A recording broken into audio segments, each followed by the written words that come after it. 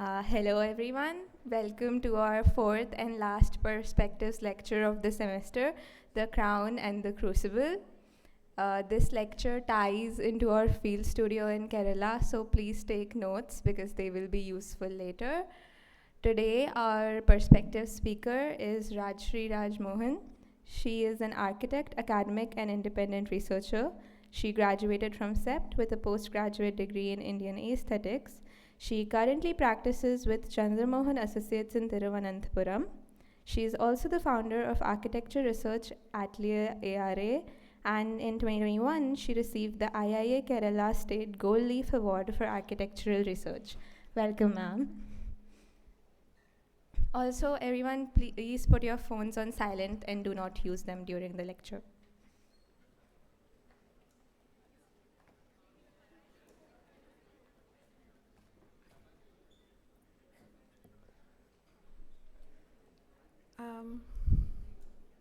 Settled?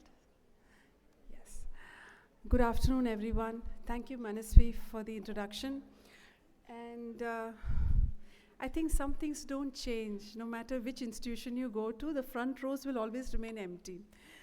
I don't know. And I don't eat students, so you all can come in the front if necessary. Am I audible? Can everyone hear me clearly? Yeah. Cool. So, good afternoon, and standing here today in this campus, where actually my passion for architecture was first ignited around 36 years back. It really fills me with deep reverence, and I would also take the opportunity to thank. I need to thank so many people. My gratitude is to the entire academic team, which is spearheading the Foundation Studio program, and especially Professor Srivatsan for introducing me here to the program too, and the program chair Diana Romani and Professor Vishal Mehta, and a heartfelt thank you to Suchi wherever she is for her kind and attentive support. So I was born in Code, Calicut, which is up north, and yeah. Okay, this is the topic. So I was born in Calicut, Kozhikode, which is up north, and I live in Thiruvananthapuram, which is down south. And I have relatives all over in the middle, in Palakkad area. And I'll also give another note. I'll be using the word Trivandrum because it is far more easier to say, you would have all realized, than Thiruvananthapuram, which is what the Britishers also thought and did. So every time I mention Trivandrum is essentially Thiruvananthapuram, which is what is going to happen today, right? So yes, so Crown and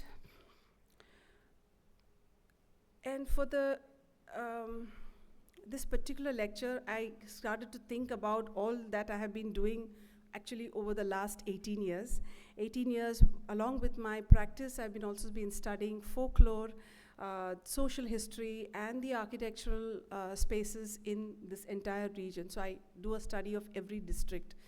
That is for my own personal understanding of this place that I have moved into from Ahmedabad.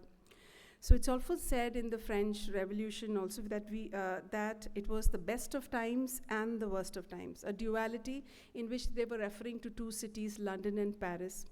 But if you were to understand the soul of modern Kerala, as we see it right now, we have to look at the different duality. That is a 280-kilometer distance that separates the serene environment of Thiruvananthapuram and the very vibrant cultural intensity of Thrissur.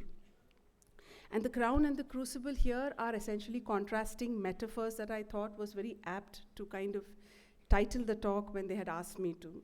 These two urban centers represent essentially two different forces of the state's identity. Trivandrum is the crown here, political center, a city full of institutions, and administrative precision. And the city essentially is even today associated with Ananta Shayanam, which essentially translates as another name for the Padmanabha Swami temple, which is for Lord Vishnu, where he is in the reclining pose on Ananta the serpent. It's essentially to represent cosmic balance. And the city also reflects that very calm repose of royalty and ritual. It is also the seat of the sovereign, even today, where the inhabitants of the city still look up to the royal family with a lot of respect, and where the modern state has been meticulously engineered from top down. Unlike Trivandrum, Thrissur is what I call the crucible, where you do not have this linear rows of settlements, but it is a relentless circle around the Vadakanatha Shiva temple. It's also a center for social fermentation as well as trade, which we'll be looking into further.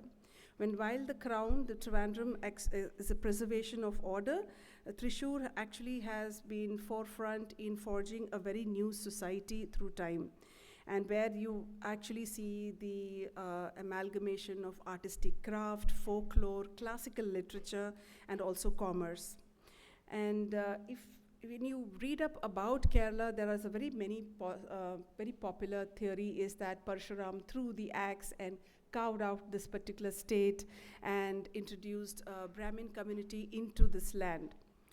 That is a mythological story which we should put aside. You'll get to hear it all the time when you are in Kerala also.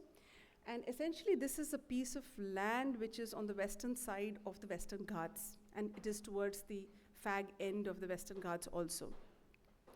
And this becomes a sandwich between the sea and the hills, or the mountains. And what happens between is, on the north is the Malabar region. Primarily we see it as three different regions. The Malabar region on the top, the central part where you see Thrissur. This is not from here. Okay. Why is it flickering? I'll go on. The Malabar region on the top, which were ruled by the Zamorins. The central region is essentially the midlands, what they call, where near the Palakkad is the flatter areas where you have the Palakkad gap between the Western Ghats, through which communities have over time moved in. And down south right is the Travancore kingdom. And the Travancore kingdom essentially is really at the end. It was much larger. Parts of today's Tamil Nadu was also part of Travancore. And what really happens is Brahmins community comes in different time periods from the 1st century onwards. And the entire land until then, and even to many parts even today, were completely dense forested region with tribal communities holding the fort there. And we still have 36 tribes which continue to live in this entire area. And Brahmins communities move in different time periods from different areas, from the north, from the Palakkad Gap, as well as from the Trivandrum side, right? So in Thrissur, what really happens is that there is a mix of various communities coming in. The Brahmins from the north and the eastern side, as well as then near Thrissur is Kodungalur, which is an ancient port, which is not very far from Thrissur.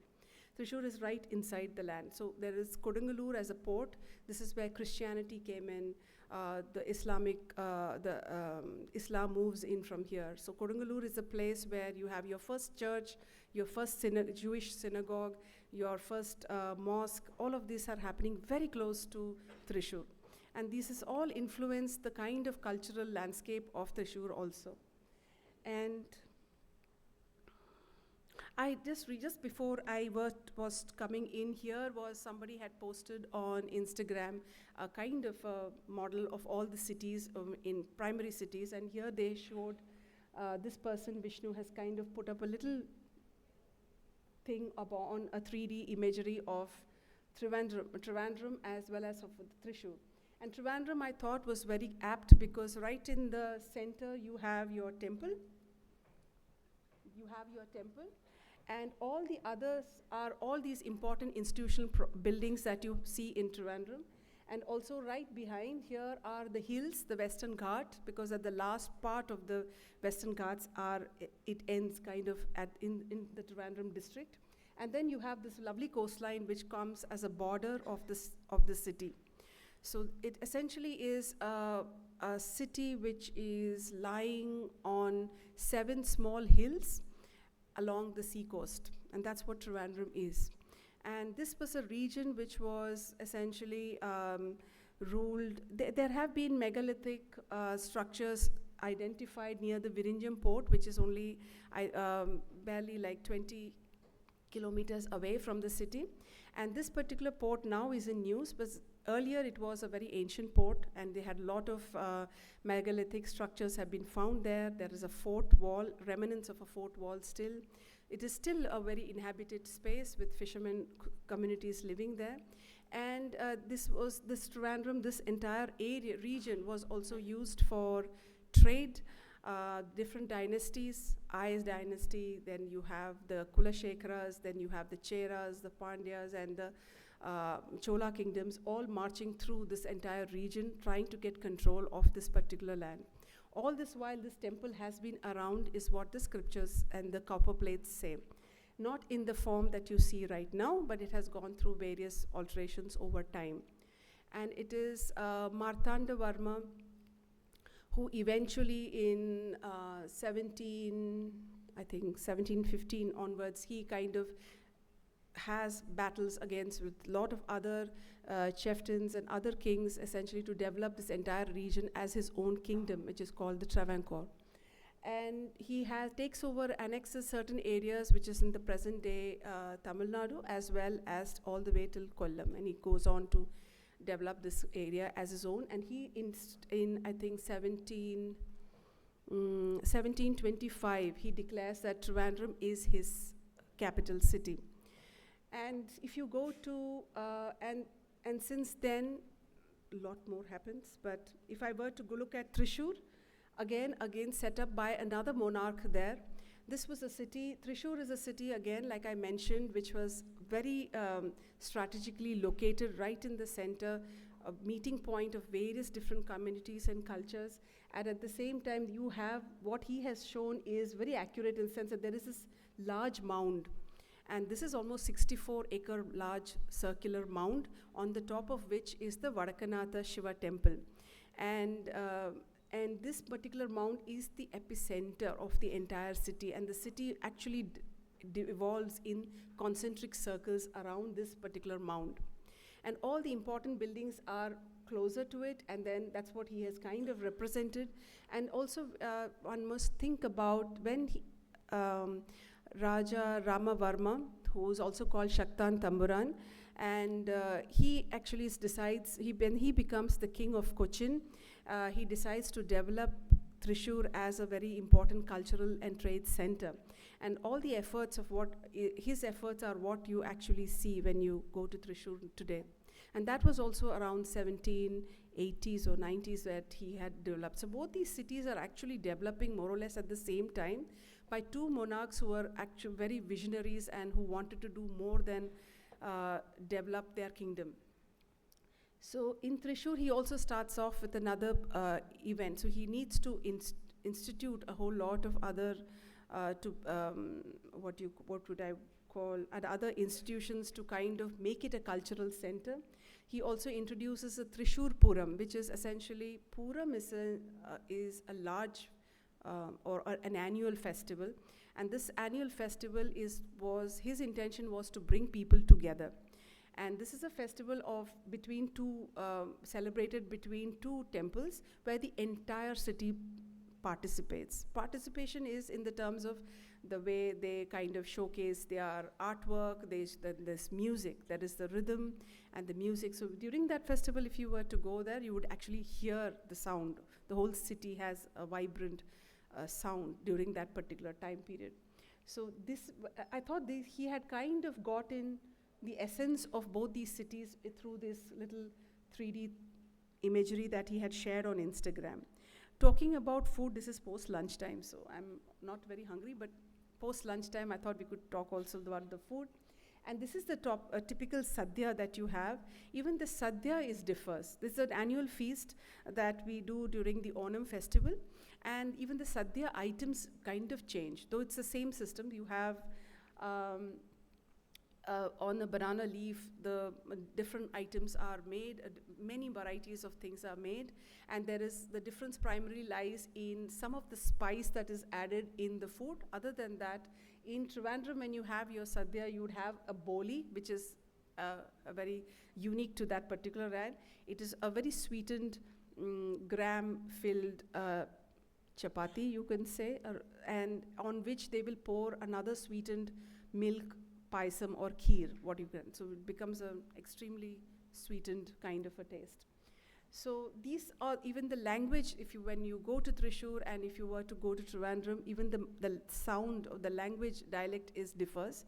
In Thrissur being a more cultural place, and the Sanskrit, the influence of Sanskrit as a language also makes sure that it is, the dialect is sing-song and very sweet to hear. When somebody from Thrissur speaks Malayalam, it's very sweet to listen.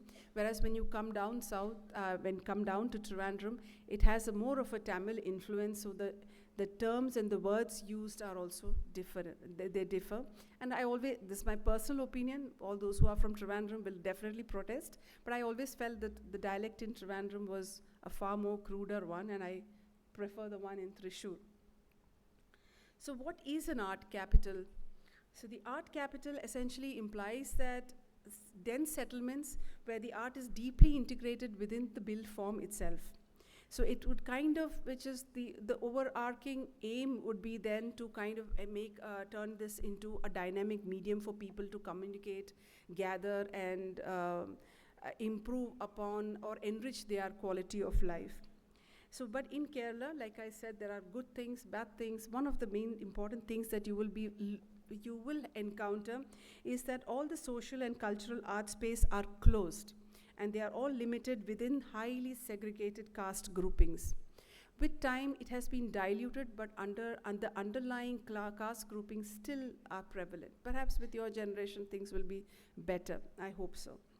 So, though Trivandrum remains a custodian for institutional legacy with all its educational buildings, libraries, museums, for instance, libraries itself. There are so many libraries in Trivandrum, and they also initiated a culture of a space called the Vayanashala, which is essentially wouldn't be bigger than your green room. It's a small little room which the people give way to or create for the local people to come there and listen and discuss the politics, discuss the news, to read and to exchange. So these Vayanashalas within the city of Trivandrum itself, there are more than 536. So there are these small reading rooms all around in the areas, and every area you go, you ask them anywhere, where is the Vayanashala, they'll point one to you. It'll just be a small room with lots of newspapers and books. You can discuss anything there. And other than that, there are also these larger libraries which you will be seeing once you get there. And there are also museums. It's one city which has nearly 45 museums of different scales, etc. So, and also all the political institutions their main ideological buildings, etc. are all there. So in both these cities, the religious, and even when I talk about Thrissur, then you will see an immense number of institutions which are all related to performing arts, theatre, music, learning of music and arts, and that's where the focus is. And also all craft-based communities you will also find within that built fabric itself. In both cities, the religious caste fervor, faith, and ritual become the underlying forces governing the architecture, the spatial organization, and the ornamentation. Very important to really understand when you go there and observe is that the utility and beauty were all interchangeable. For example, if I were to take a small artifact, for instance, a lock. Every house would have a lock to lock your doors, and a small object of that kind itself is now turned beyond the function. There is also an aesthetic added to it, as to how intricately or meticulously it will be carved or made. All that is showcased. If you were to look at any of the museums or spaces or any built space, and you look up and you see the roofing system, and you will see that every junction or every point where two materials meet, that will be very meticulously articulated and carved out. And this is something that you will see all across the state, not just in Thrissur, but also in Trivandrum or all across. So there is this idea of utility and beauty as equally important, and both are taken care of. And this particular aesthetic standpoint, that all that you see and all that you use must be beautiful and should enhance your sensibility, is kind of, you see it getting diluted as you move towards the mid-19th century. And I have also shared an image of a Nelavelaka, which is a lamp which is placed on the floor. I mean, it's on the ground. It's a very common feature, very unique to this particular region, which you will see everywhere. And it's a very important feature in all households. Everyone will have one Nelavelaka. Whether they use it or not is another issue. So this particular, what I have shared here is to show how simple these lamps are. Whereas the next neighboring Tamil Nadu Kumbakonam lamps are very articulate with lots of carvings, etc. But this lamp here in Kerala is very simple.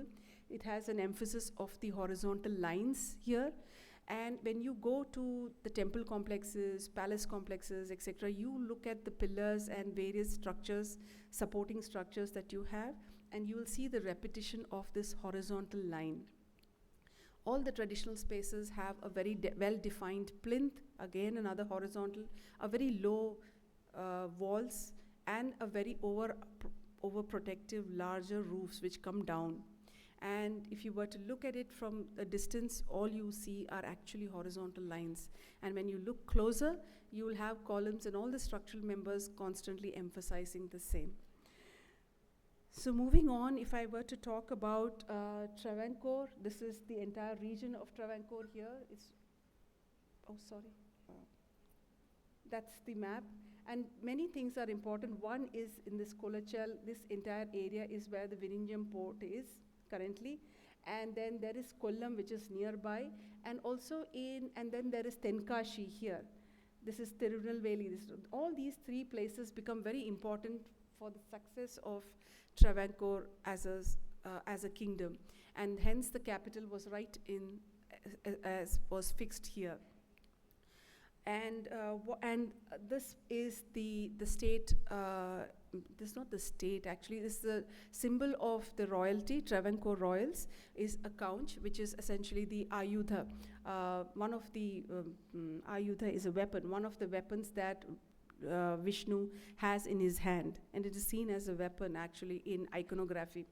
And this is essentially and this becomes because they are all Vaishnavites, and Padmanabha Swami, the Vishnu temple, is the center of everything, becomes the emblem of the state. So you will, when you are traveling, walking around, you will see this particular emblem in multiple places in Trivandrum.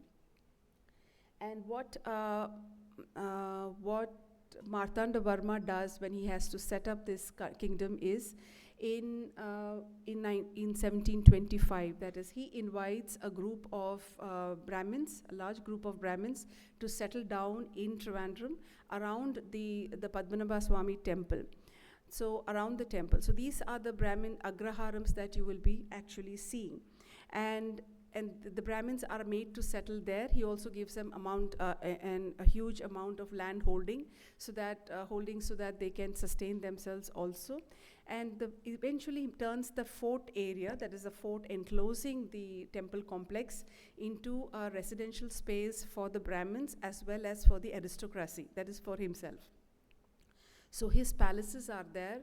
All the palaces, once you go to the fort area, which is the central, the nerve center, what they call, of Trivandrum, where the entire city kind of brills, that particular place is a totally upper caste area. It's a little different now, but essentially it is. So in terms of caste grouping, that is, there was a point of time where nobody else was even allowed inside there, other than the kings or their aristocratic family, as well as the Brahmins who conducted all the rituals in the temple. So this is the photographs that are from Zacaria's photograph from 1900s. You will, if you go into one of the museums in Kudramalika, you can see the originals there. And the reason why I've shared these four is it talks about how Trivandrum was in the 1900s.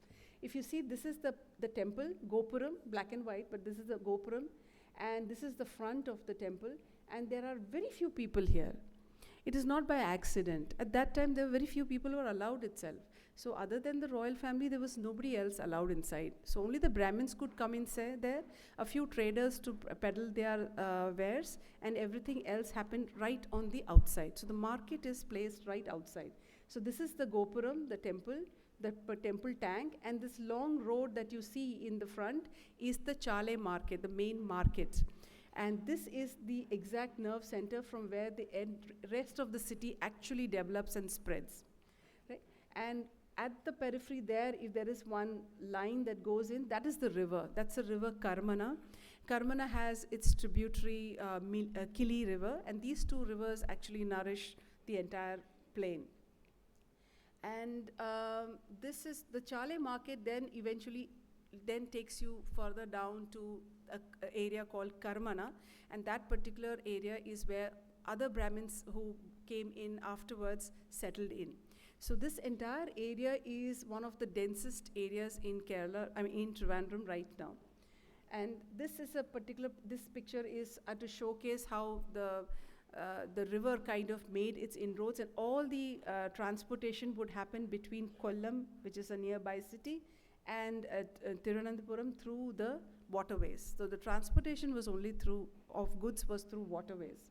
And all the houses, all the houses would be predominantly thatched roof with simple thatched structures for everybody.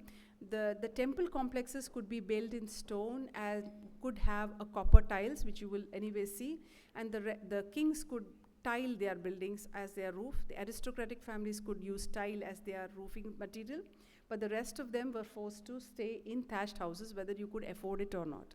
So the clay was not allowed. So there are certain kind of material segregation also, which caste would get what, which land parcels are given to whom, are all dictated here. And many of his photographs actually unknowingly actually gives you a different reading of how you could read that particular space.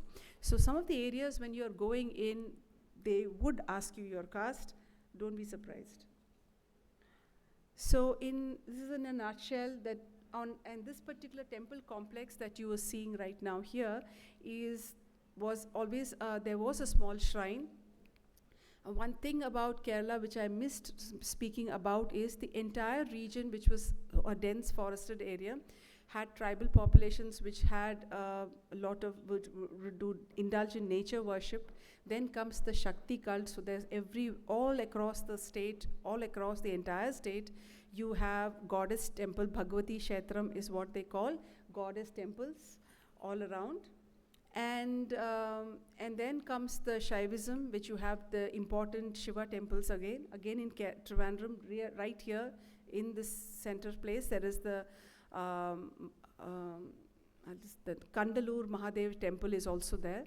And then slowly with Shaivism and with Vaishnavism coming in around the 2nd century BCE onwards, you have Vishnu temples also all around.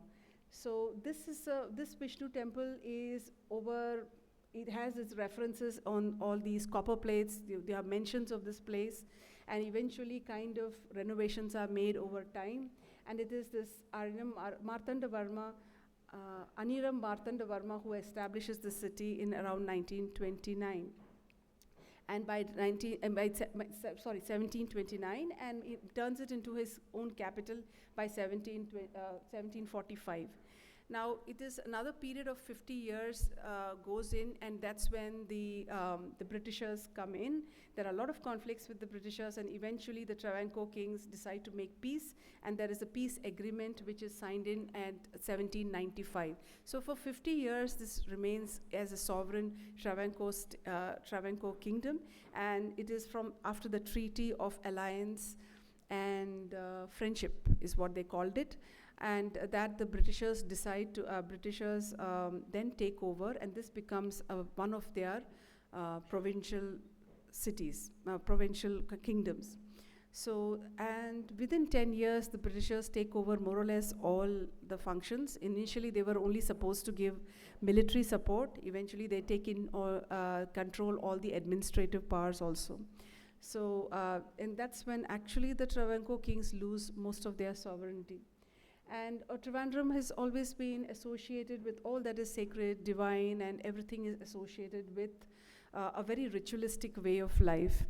And this happens also primarily because the king, after annexing all the other regions, etc., in 1729 decides that he has had enough, and he, the storyline goes that the blood-soaked sword is what he lays around in the sanctum of the temple, and he says that, he declares that he is going to be the Padmanabha Dasa, which is the servant of the Lord, and he will rule the kingdom from then on as a servant of the god. So he's only a representative role that he plays.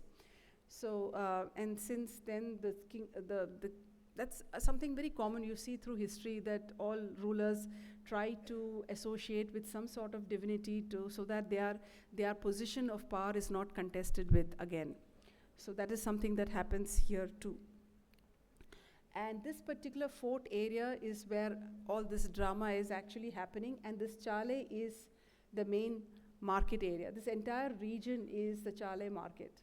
And this is extremely dense place with multiple shops, and the proverb goes as, if you don't find something in Chale, it doesn't exist. I mean, this place has everything. It has a mosque, it has shops which sell more or less anything and everything, and also large godowns where these materials could be, all the stuff could be kind of dropped in. And this is also a place where and this is outside the fort area. So it's outside the fort area, so the people from different castes can actually come here, and there are the merchant communities which eventually slowly become more and more powerful in this region. And the end of Chale is from where the Karamana River and the Karamana settlement, Agraharam settlements are also there. And what one actually sees is a very visible structuring of spaces, and there is an invisible social code of conduct. Like certain castes are not allowed to it's not written anywhere, it is kind of imbibed, that will not be allowed somewhere, will have to keep this much of distance. All of this used to be prevalent, not so much now anymore. And in that time, and that is in 1900s, I'm talking about things which are barely 75 to 100 years back, where any form of taboo and any transgression of the rule means either you are killed or you have to pay a very hefty fine. So this is the Chale region. This is the entire Chale market area that you have, which is essentially the nerve center. Now, the palace complex, the temple complex is right here. This is the entire fort area. And if you go perpendicular to this road, like down up there, is where the Britishers set up their cantonment area. So that is where their horses were there, the churches, they built all the other educational institutions pop up there, and it also leads to the entire heritage zone. So this is the entire area that you will be actually, which we call it the main core of the city. Now the city has developed. There are nearly 2.5 million people living in and around this place, but essential core is here. And within this particular dense fabric are the agraharams here. There are smaller agraharam pockets and the larger agraharams on the other side. There are also agraharams in this particular area. And in this fabric, you have wonderful little eating spaces. There is a mosque. There are temples. All of that is happening, and you have to just look and find your way through. And it'll be very surprising that you will also see a lot of movie theaters here in this density area. There are 13 of them. There were 13 of them. Why would you have movie theaters in a marketplace? Primarily because everyone can get inside. All the caste segregation is something that you leave outside. And inside the darkened theater space, all these divisions dissolve. So where would you place this new typology? This is placed outside. So whereas the kings and the priests and everybody lived inside, and on the outer periphery is all these deviant kind of structures that you have. You have theaters, you have large warehouses, so laborers could come in and go, and all of this happens out. If I were to zoom in again, this is the historic fort area. This is the heritage zone, also called locally this is called a Thiruva, and where the king had got all of them to stay all around the temple. So the row houses, or the agraharams are essentially row houses, densely packed. The proportion system is around 3 meters here wide, whereas when you go to other cities, the proportion changes. But they're all Brahmins essentially live, who have been brought in to the cities, whether it is Palakkad or it is here. They all live in agraharams, and they are surrounded. And one of the oldest one is the Puthan Theruva Agraharam, which I think most of you all will be taken to. And up here around is another Velyashala, and I had mentioned that there was an much older Shiva temple, and this is the ancient Kantalur Mahadeva temple, which is also there within that Chale market, which was once upon a time was a place for learning, and this was the only learning space in that particular region. So it was very, very famous. And right now there are agraharams surrounding all of that also. And then there are, just next to it are the market shops. And towards the end, is the Karamana. This is the river that is flowing across. And there is this Karamana region, which again has 18 agraharams there. And it is also one of the oldest settlements, which has not really changed its fabric drastically. So you can really see how generations people have been living there for the last 150 years or. And what is interesting is that these Brahmins came in much later. This is also, this contradicts the general popular folklore of Parshuramam bringing all of them all together and putting all these families in different places. This talks about migration of Brahmin communities over time, and in these agraharams are also not so segregated, in the sense Brahmins come from different parts. From Telugu, there is a Telugu, and that there are Chettiars, there are merchant classes coming also, all setting up primarily because the most interesting part was this particular market, which was a very prosperous one. It still is. It's one of the most expensive land to buy in Trivandrum. So if I were to look into the fort area, within it are the palaces, and there was a very strong belief system among the royalty is that the same king will not, the king will not live in the older palace. He will build a new one. So, which means that there are many palaces also in Trivandrum. So each king built his own palace, and this is I'm just sharing a picture of one of the most beautiful ones, and this is the Kudara Mallika Palace, which was in the 1840s, which is Kudara Mallika. Kudara means horse, Mallika is what? Beautiful? I don't know what exactly it translates as, but there are these beautiful sculptures or brackets which are horse-shaped, and hence that's the name. It's a very, very beautiful palace, which is also within the fort, right next to the temple, and to the left of the temple. And what you need, and this is also the place where you can see the photographs which I shared here earlier. And it's a sprawling one, so it has a lot of exhibits, etc. It is turned into a museum, so hopefully you'll all get to be inside for some time. And this is the Kaudiyar Palace. This is the farther end toward, after the cantonment area is where the last of the kings built his palace. This was in 1934. By now you can see the shift in terms of scale, in terms of articulation of space. While this is more hugging the ground, far more lower in scale and far more beautifully articulated, this has more of a European influence because the Britishers have now settled in very well. Among all the princely kingdoms in India, Travancore gave the maximum amount of revenue to them in terms of taxes. So in 1800s, they were paying 8 lakh rupees at that time. And all of this you will find in the manuscript museum. So there are inscriptions which declare all of these kind of transactions that had taken place. And other places of interest now, when you go perpendicular to the main axis of the city, are all the other British institutions. This is the Robert Chisholm's Napier Museum. When you please, it's a request, whenever all of you all go to the museum, look up also. There are beautiful exhibits here, but you also look up and you'll see how beautifully the roof is articulated. And also right outside the fort area, very close to it, is the Secretariat, which was built by William Barton.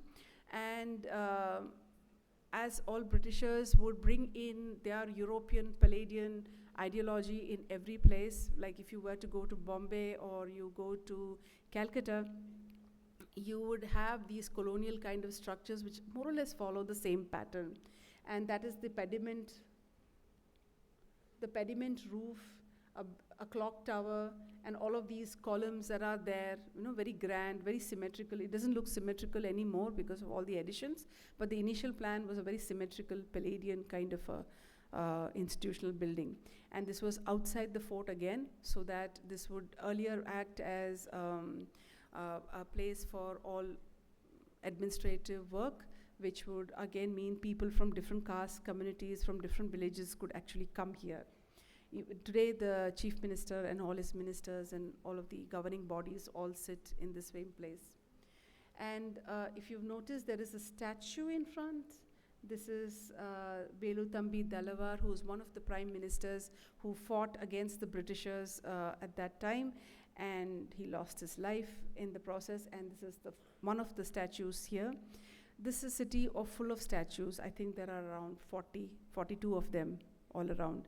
And these statues are not just of freedom fighters, but also of writers, poets, musicians. All of them find a large statue, and also political leaders are all here on every junction. So you can't miss it. I mean, one junction you will have one freedom fighter, the other you will have a poet, and another you will have a writer, a novelist, etc. So then the city is full of them.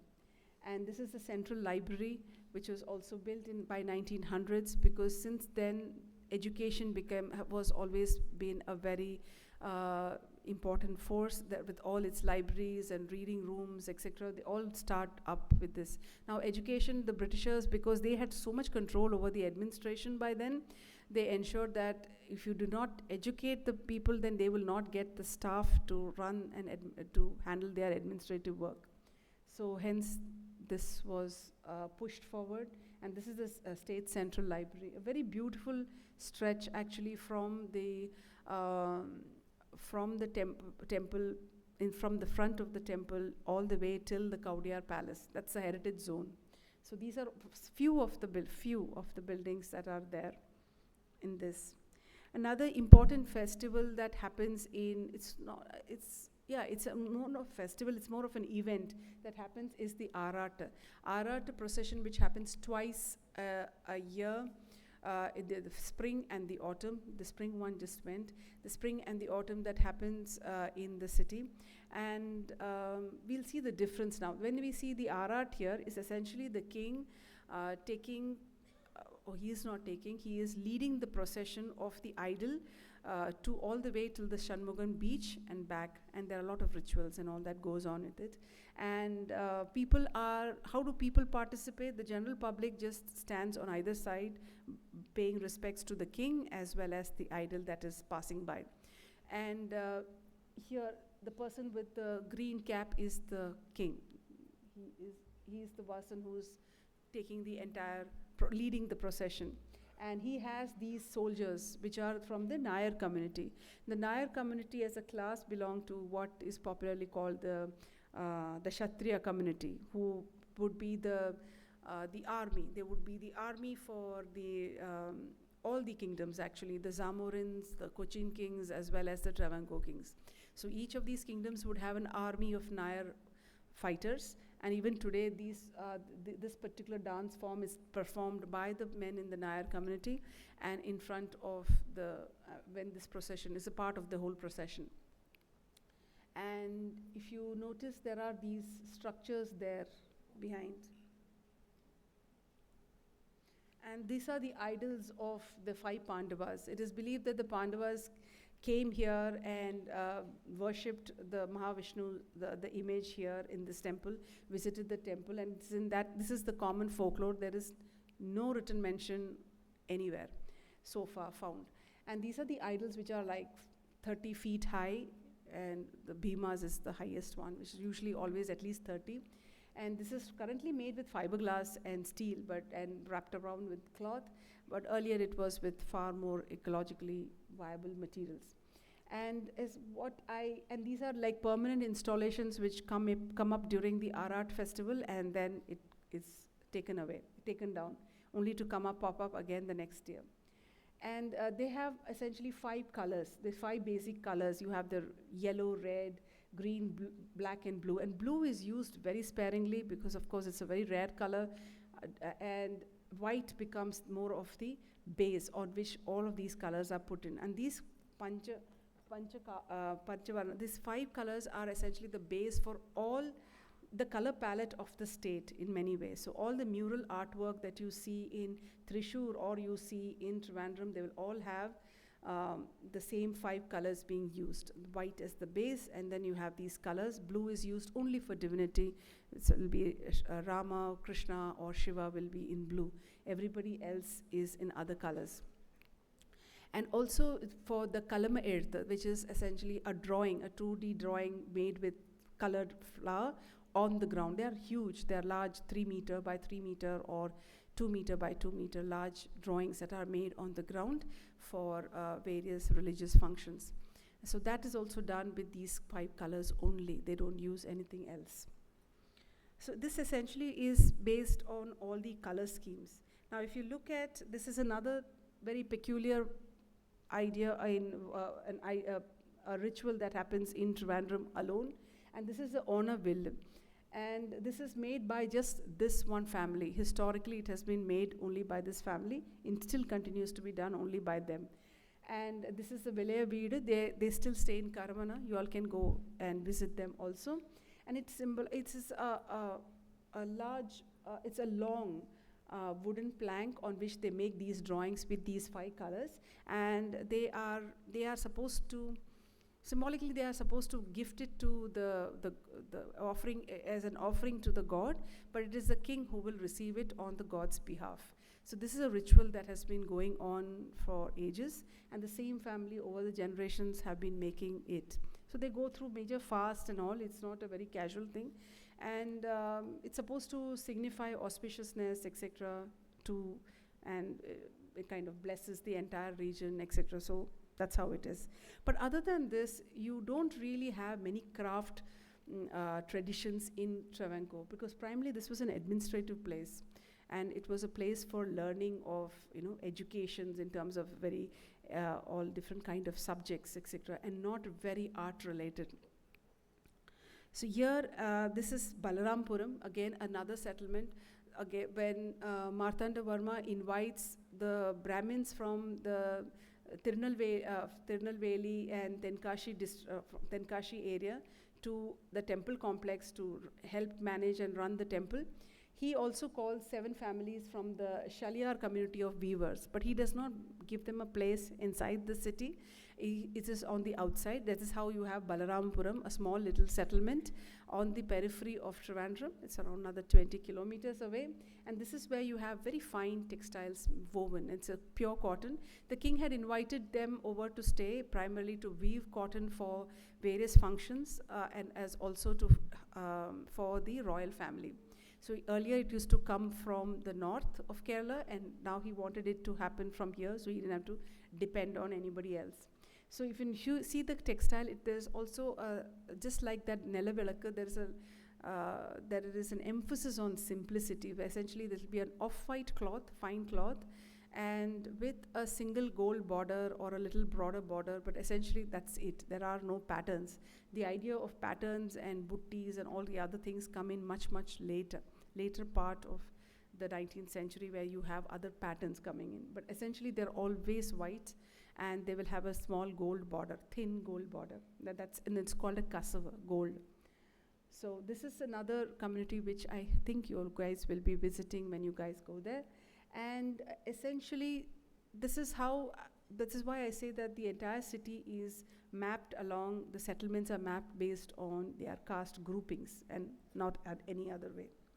If I were to move to Thrissur, and like that little 3D that we had seen, this is the center of the place.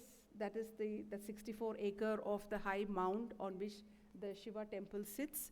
And then there is a road that goes all around it. And that road has houses a whole lot of other very important religious festivals, also religious institutions, like the madams, which are Vedic learning spaces, and also jewelry shops. This is the gold capital of the country. I mean, it's not like the state or the southern region or anything. This is the gold capital. Historically, if anybody had a function happening and you wanted to get some jewelry done, you would go to Thrissur, because this is where the craftsmen were. And so they do come up with very intricate jewelry designs. So there are these chirams that are there, which are these market streets where you have only jewelry shops. Today, when you see, many of the jewelry shops are not there, primarily because it's capitalism. You buy off a whole lot of little shops and then set up a big one. So that's what you see more. But if you look around in the lanes, you'll have a lot of these small jewelry shops, which will be very glad to show you how these things are put together and how they make little jewelry and intricate jewelry items are made here. So other than that, that is one. And second is, in Thrissur, just like you had the Karamana and the Kili river there flowing through, here you have the Purakal river, which cuts through the city itself. And it is inside. It's inside, and Kodungalur is somewhere here, so it's not really very far for all the other people from other religions and other faiths and other communities to come inside and engage in trade and with this in Thrissur. And Palakkad is also nearby. The Palakkad Ghat happens here, so people can actually navigate in. And these are the megalithic structures that are all around, actually all around Thrissur. You have these megalithic sites, and if you all had the time, I wish you could kind of go there and visit, but I'm not so sure you would have one. So, and then these are the madams. There's still, this Thrissur is also a place where it is believed that Adi Shankaracharya, around the 8th century, he is the saint in Hinduism, and he kind of propagated an Advaita philosophy, and he was known to, it's said that he used to teach here. And 4 of his disciples set up madams. And these madams are around this Padinjara Chira. This Chira essentially is a lake or a large water body. And all of these are madams. Once you are in Thrissur, you will be meeting architect Vinod Kumanam, who also heads the Thrissur Intact chapter. And Intact had done a detailed documentation of these madams. And these madams still function as they used to in the 8th century onwards. I mean, these madams are still functional. Same space, everything remains the same. The method of teaching is also the same. Vedic texts are taught. Very much like this, what you are seeing here. And Advaita philosophy is the emphasis here. So the students have to learn. It's a way of life. Students have to learn everything about it. They should be able to, they become priests, they can do other work also, but essentially the schooling happens here.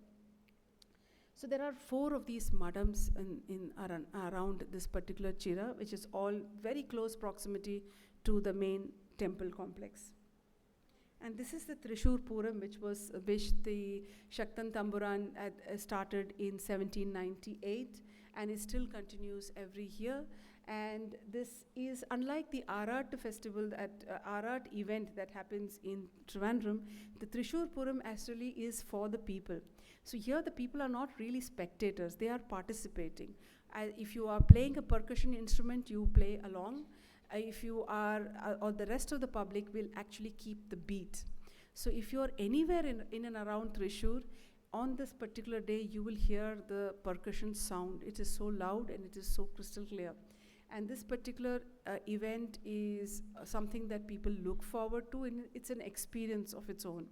So this is an event where between two temple complexes, actually there is a competition between the two temple complexes, and there is a show of strength with the elephants and the entire, it's like a performance art where you have the umbrellas and all the mahots on the top will actually have an entire show with all these fans, and all of this is, it's a large long day affair, and all the other rest of the public will actually join in keeping the beat and with this percussion instruments, all of them being played. So this is a very interesting time and time period to be there, and this particular festival was actually started by the king. His whole purpose was not to create an event where people just look but actually participate, and hence this is an event for the people, and the people run it. Shaktantamuran's palace is very close to the Vadakanatha Kshetram, the temple, and this particular, this is the entrance. This is the entrance for the, of the temple complex, of the palace complex, and the main entrance gate, which is very nice, and inside is this very beautiful palace, and you have all the artifacts now turned into a museum. It was being renovated. It just recently been opened. It's been renovating for the last 4-5 years as far as I remember, but now it has been opened again, and it's a very beautiful complex. You have archaeologists there who will actually kind of advise you on what to see and the age of all the artifacts, etc. So this is a must go, and this entire complex is very beautiful, where also the graves are of the king are also in the same complex, so you can see there, and there's a beautiful water body, and a wonderful place to kind of be. So this should be a must visit, no matter what, how hectic your schedule is. And because Shaktantamuran had turned Thrissur into a cultural hotspot, people, the kings from the other places were also seen, would come for this event, or would participate in many ways in to attend all the cultural events that would happen, music as well as the theatre performances that would happen, and the art also. And this is Vasudeva Raja, who was the king of a small kingdom of Kolangod, which is very close to Thrissur.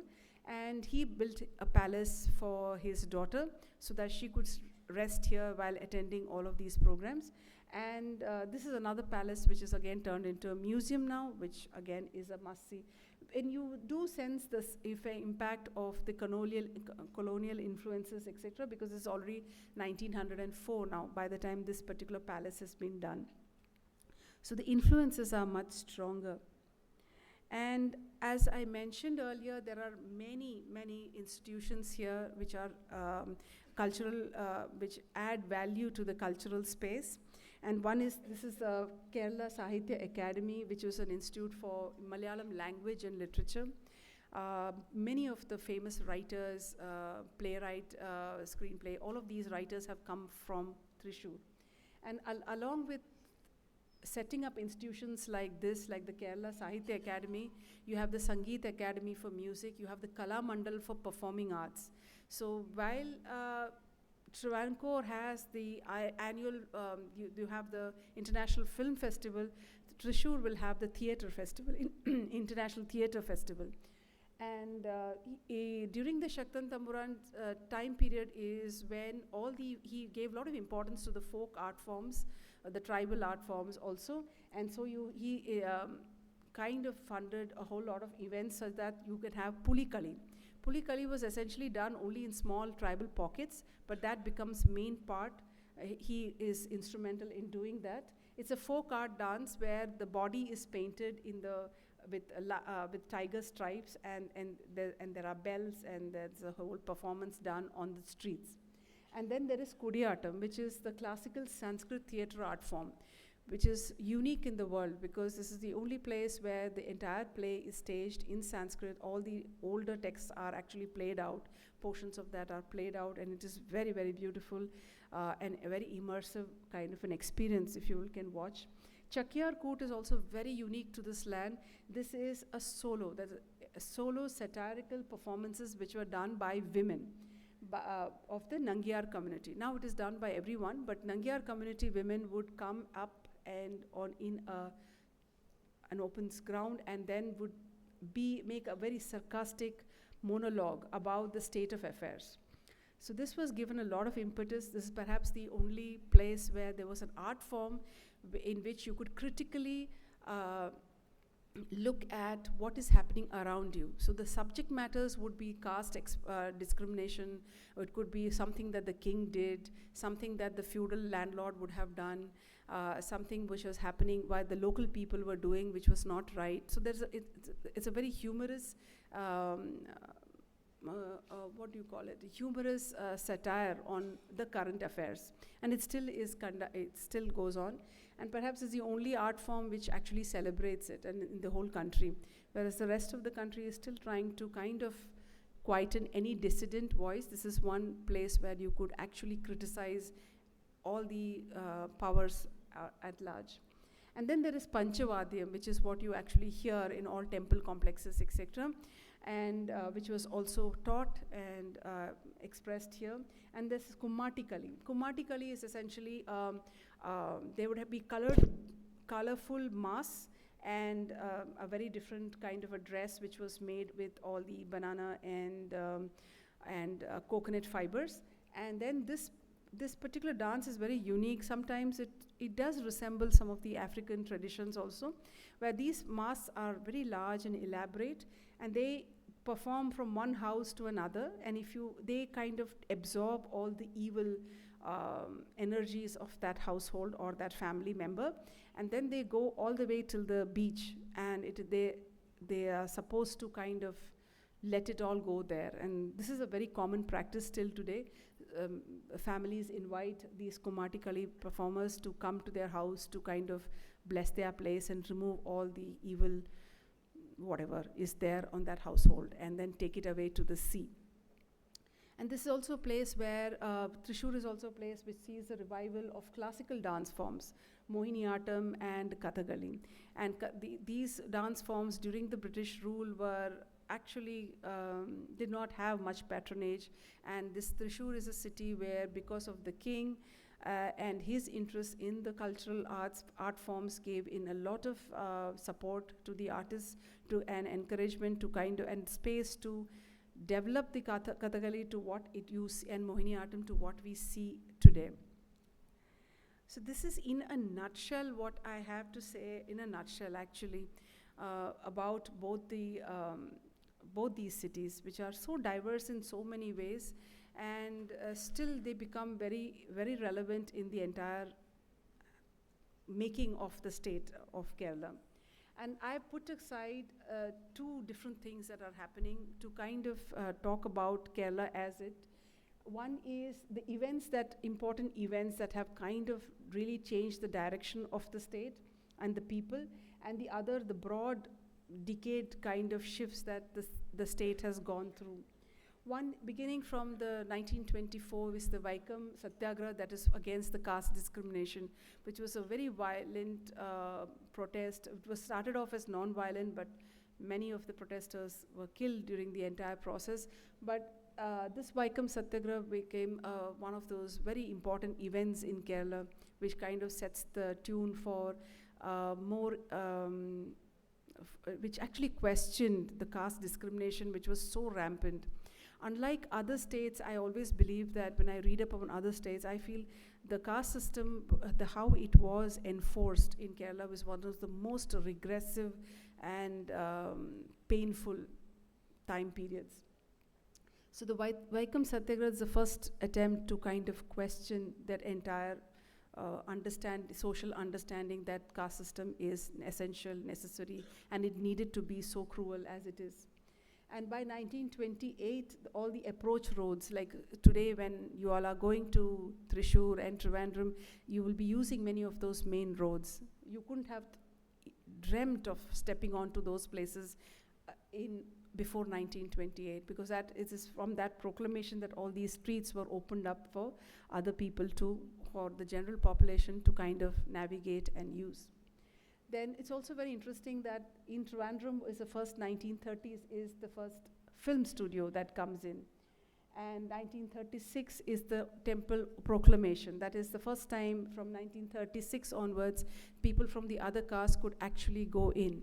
So if you see these mural paintings and sculptures and art forms which you see inside the temple complexes today, were only for the upper caste. The rest of the 90% of the population outside had no access to it at all once they were made. So this temple entry proclamation started in the Travancore, and eventually all the other kingdoms, the Cochin kings and the Zamorin in the North Malabar, they all had to eventually adapt. So these, whatever happened in Trivandrum or Travancore eventually sets the tune for the rest of the state to other two kingdoms to follow. And 37 is the Communist Party of India was actually formed here in Trivandrum and actually in Kannur, and eventually they have set up a base in Trivandrum also. And this becomes the first state to have a communist government in independent India. And with this ushers in a whole lot of other political and policy measures.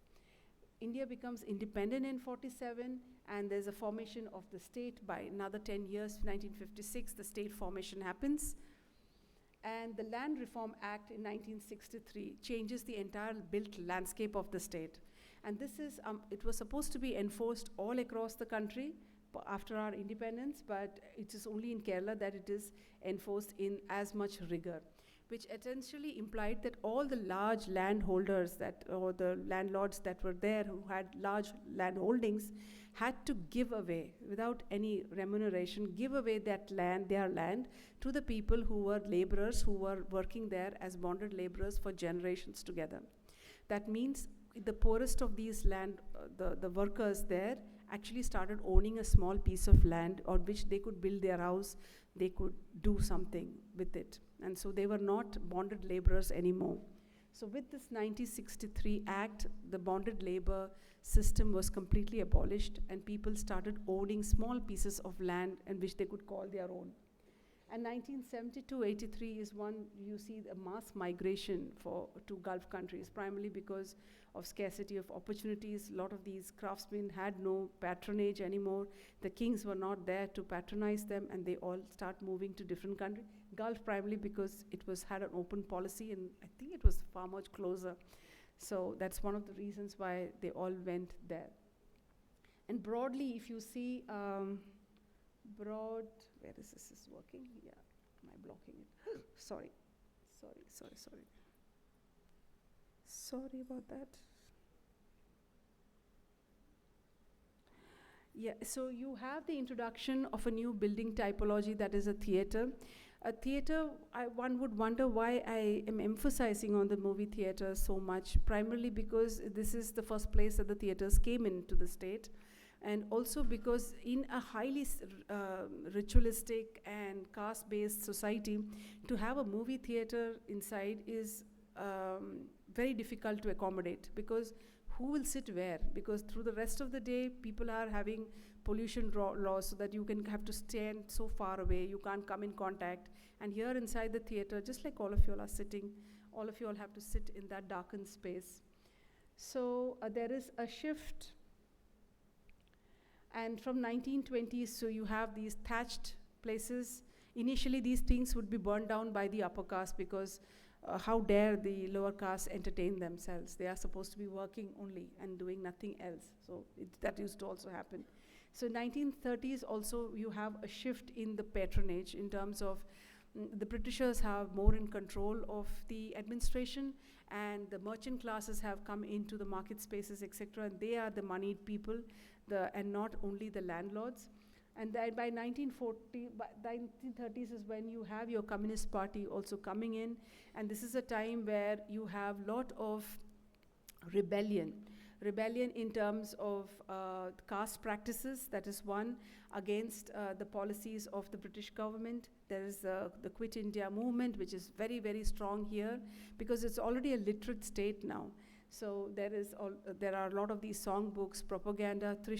From Thrissur come all these protest theaters, pieces, the writers and poets, all of them writing against prevalent social norms, which were regressive, as well as the British policies, as well as what the feudal lords were enforcing on all the high taxation that were there. So this was a time of political propaganda was at its peak. And 1960s is when concrete, cement, etc. is kind of filtered down to Kerala, and you see a whole lot of plain buildings, concrete structures. The older articulated kind of wooden structures are not so much to be seen anymore. There is a shift from the vernacular, traditional kind of housing or building systems into a very generic, what is popularly called the Gulf house, which is like a boxy one, very loud, very large, and also largely empty.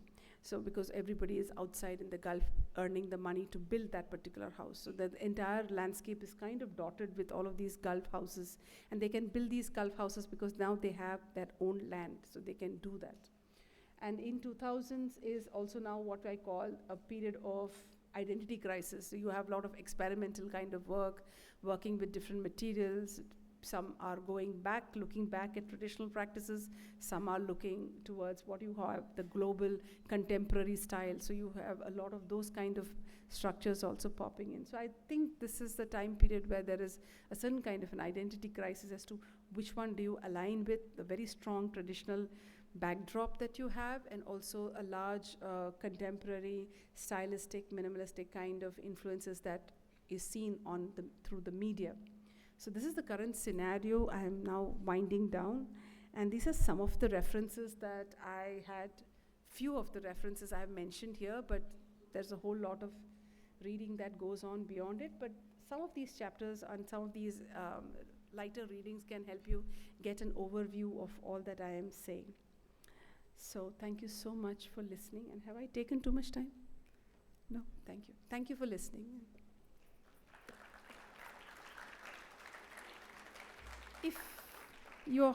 If you have anything to ask about anything that has been said or anything out of context, I'll gladly attempt to answer, because you're all going to go there, so I think you'll need to.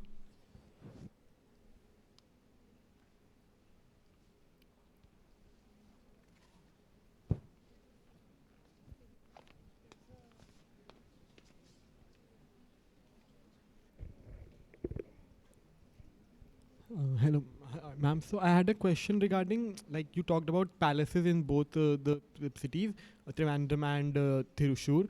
So was there a difference in the style of how the palaces were being built in Thrissur and Trivandrum? Was like the Thrissur, because it being like an art capital, were they more stylized and more having art, and because Trivandrum was an administrative, they were more formal or like basic in that sense, or was there a difference? A very nice question, actually. Now, if you were to, let's look into Trivandrum. Trivandrum, within the fort area, there are around 4 or 5 palaces inside that fort area. And each palace is built by the next king. So by then, each time, either the Dutch influence you will see in that palace, then you will see the British influence. So there is one palace which has Corinthian columns in the front. The other one is very, like the Kudra Malika is very traditional in terms of its articulation of its columns and its roofing, etc. And in terms of the scale. So within the fort, within Trivandrum itself, there's a lot of variation. The variation comes from like when the younger kings would have kind of seen Italian marbles used inside, etc. So those kind of differences are there. But when you go to Thrissur, there are very relatively fewer palaces, not as large and sprawling, because I don't think the Cochin kings were as prosperous perhaps, or maybe at that particular time period they did not. And these the palaces are relatively smaller, and the influence is more from the Dutch, who were also positioned there for much longer periods. The British influence was fairly lesser there. So that is the main difference I personally found. So there are far more simpler looking smaller palaces in terms of scale in Thrissur compared to Trivandrum, definitely. But it's very interesting, within the fort area, and it's right adjacent to the next one. So one is prolific with Corinthian columns and large arches, etc. And then right next to it, there is one which is very simple. And then there's an older one which is right next to it, sharing the walls almost, which is like a very traditional roof, low-lying roof, and it's completely in timber. So I think it's all in one area, so you will have to pass by all of them. Anything else anybody would like to ask? Anything about any slide? Because I've kind of compressed everything. Yes. So you mentioned material segregation with cost segregation. So could you maybe explain on that a bit? Materials as in who is allowed to build with what material. Suppose I have to build a house and you have to build a house. What your caste will determine, my caste will determine what materials I am allowed or permitted to work with. Right? So I can, for instance, if I am from the lowest of the caste hierarchy, in the Puliyar caste, then the kood, it's not even called a house, it's also not called a veed, it's called a kood, basically a shelter. And that will be with thatch, and it will be with bamboo mats. Right? And it's a very ephemeral kind of a space enclosure that I will make. And now if I am from the Brahmin community, either if I am associated with the temple complex, that's a different, among Brahmins there are 5 groupings again. So if I'm from the upper part, then I'm part of the temple complex, then I am in agraharams, which are built with laterite. In some places it is built with laterite or it is built with brick. Most of them are built with laterite or brick in this place, in Trivandrum. And if you have an independent kind of a Brahmin community, which has a lot of land holdings, etc., then your house is called an ilam. And otherwise it is called, so then the material itself is different, the scale of your house is different, you have several rooms for different things, activities to happen. So, so to build all that, you cannot do it, you don't need to use thatch, there are no rules, you can use brick, you can use stone, and you can use the laterite stone, and you can use timber. All this is available to you to build. And the roof would be, it depends on which Brahmin you are, it would be thatch or it would be tiled. Otherwise, usually the lower castes are not allowed. Not allowed is not like I tell you, mat karo, aisa nahi. You would either be killed or you have to pay a very hefty tax. And the taxation in the Travancore kingdom is one of the highest in the whole of the country. And the Britishers really loved this particular kingdom, primarily because of the amount of, I'm talking about in 1795, that is 1800s, you are every year annually, the king is giving 8 lakhs rupees at that time to just giving. I mean, like a tax, it is giving along with the other food grains, etc. It's also giving 8 lakhs as cash to the British officer, the British governor. No other kingdom had to do that. And so the Britishers really had a very wonderful relationship with the Travancore kings, and hence they supported it, protected it, and did not allow any other invasions, etc. And they were fighting primarily with the Dutch, who was the only threat that they actually had, and the French, of course. But otherwise, they had no other issues whatsoever. So even the fort walls, only the Martanda Varma actually built those fort walls. The other kings did not really have to bother at all in terms of protection, because the British had the gun and the firearm, and so they would do the protecting part of it. So the caste hierarchy was very strong. It's only now that it is getting diluted. Just 100 years back, you wouldn't be able to go where you are going to go. Just not possible. So it's a very, unlike other cities, I think this was a far more militant kind of enforcement of caste hierarchy and discrimination. So that is what I mean when different materials are allowed and not allowed. And there was also pollution rules. Pollution rules is not the air pollution in terms of how much distance each caste had to keep with the other. So the lower you are, the further I have to stand away from the other person. So that is something that we don't have to face anymore, thankfully, and I'm grateful. And a lot of people, students do tell me, I want to design a space like how it used to be done, and I'm like shuddering inside. I don't want to go to that time period. I really like it now. It's very nice. Anybody has anything to ask?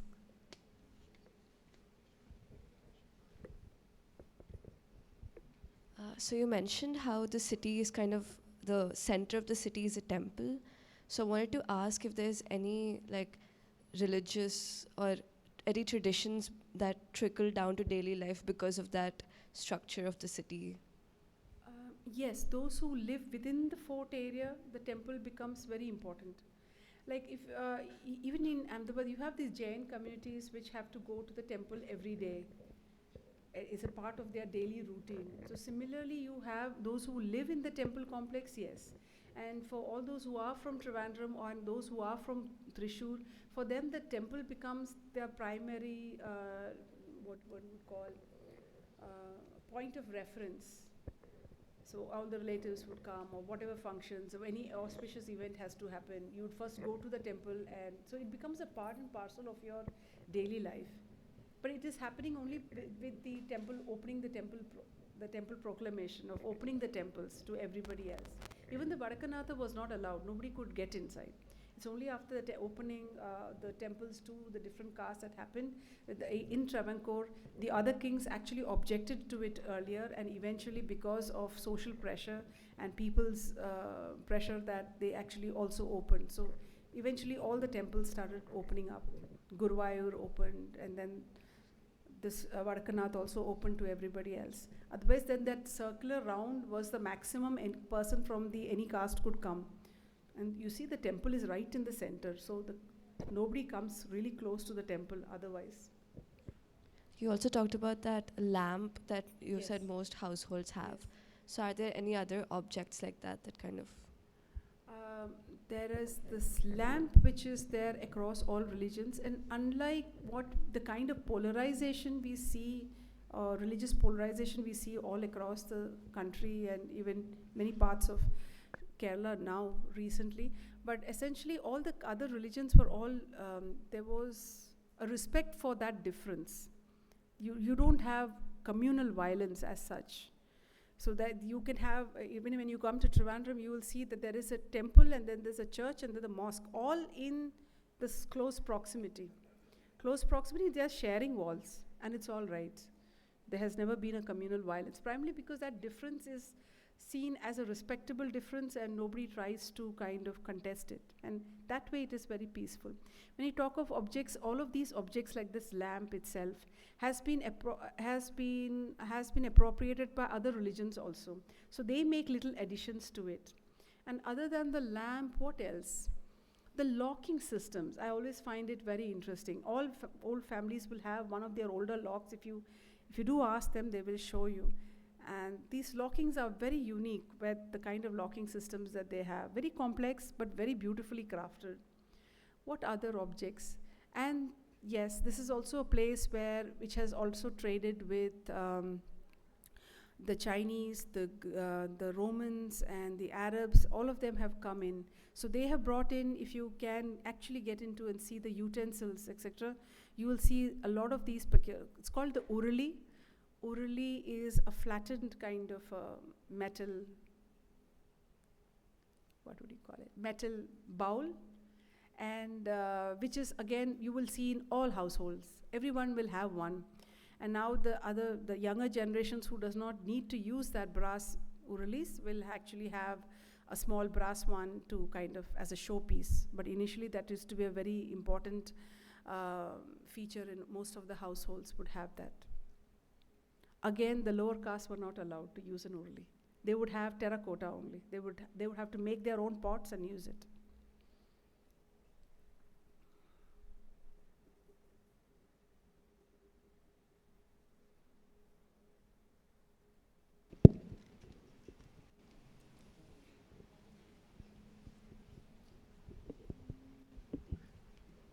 Following up on the fact that the both the cities are like centered around Hindu temples. You also talked about how the trade routes through these cities were a major part of different religions coming into India. But how does the city being so temple centric affect the religious landscape of the city? Because won't that make the society very Hindu centric also?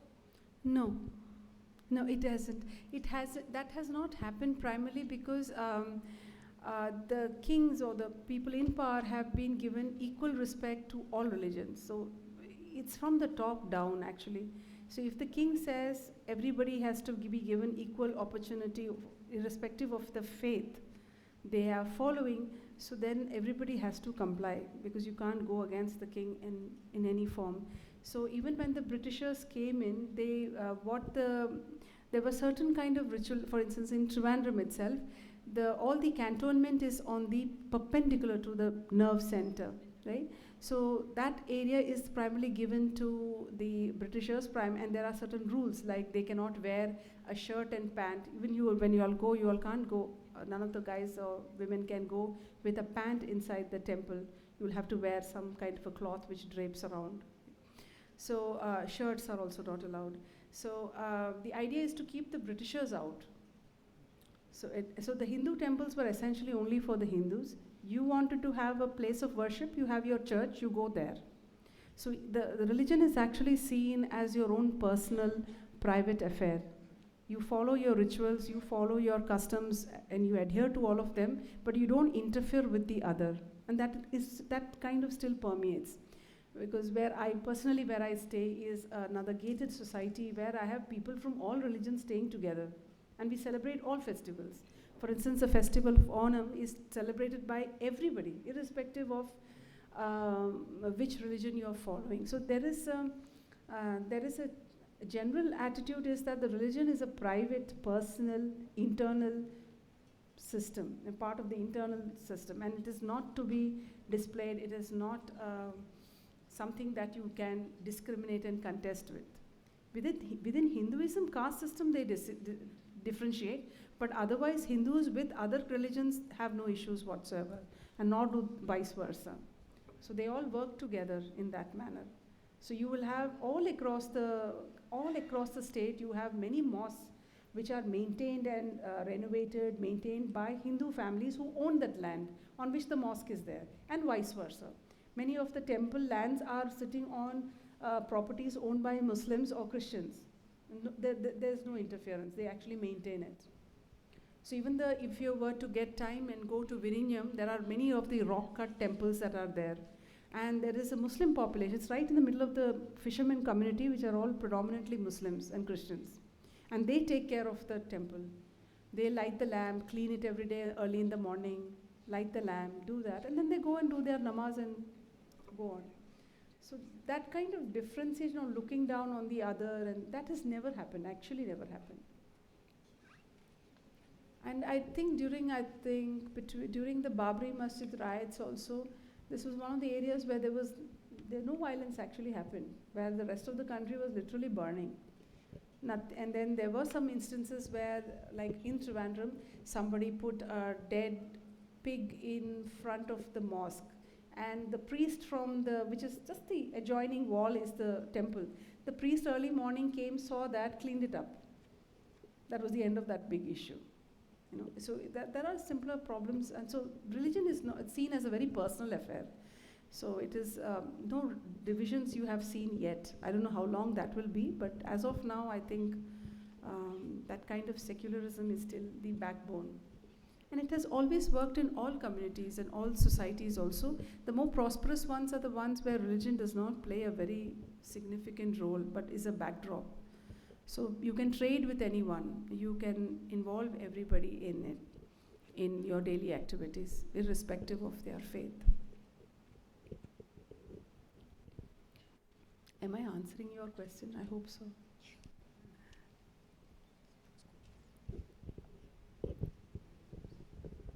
Yes.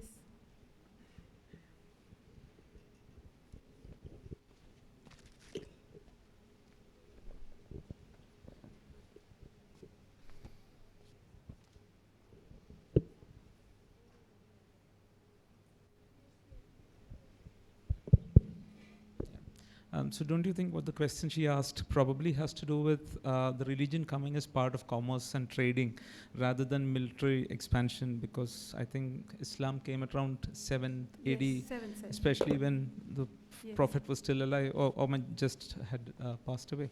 And then Christianity also came in 5th century AD, probably 5th to 6th century AD, probably even before that. A little before that. Yeah, because when Portuguese were already in Kerala, they already saw that there were Christians Yes. who were kind of following the Syrian Christian practices. So probably I think when you talk about Thrissur, the Christians were brought in as traders, Yes.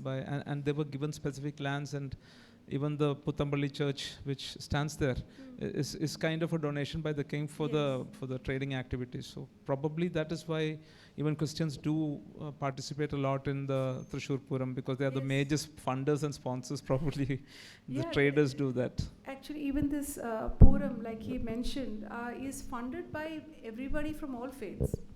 The Onam festival is celebrated by everybody, so it's more like it's a state festival. So there are a lot of these festivals which are there, which are actually hold the people together. So it's not like I will follow this, you follow that. In Cochin, I think I don't know if it's in Thrissur, I think Cochin and all have Alleppey, all of these places have Gujarati streets, and they have and then you have Derasar. Everything is there, all the Jain temples, everything is all hand in hand. And there's a fishing community right next to it also. So that's also okay. So there is a certain kind of mutual respect and understanding, and that is always benefited trade. So essentially the idea is that the trade relations have to be maintained, and for trade you need peace, and that is what happens here.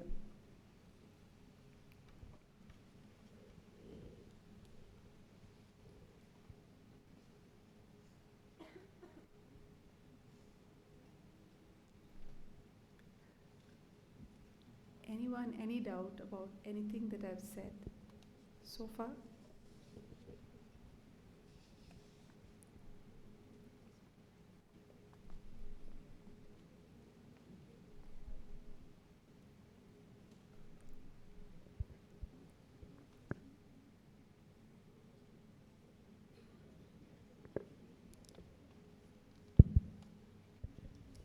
Thank you so much, ma'am, for the very informative session. I feel like I understand where we are going a lot better now. And this is a small token of appreciation from our side.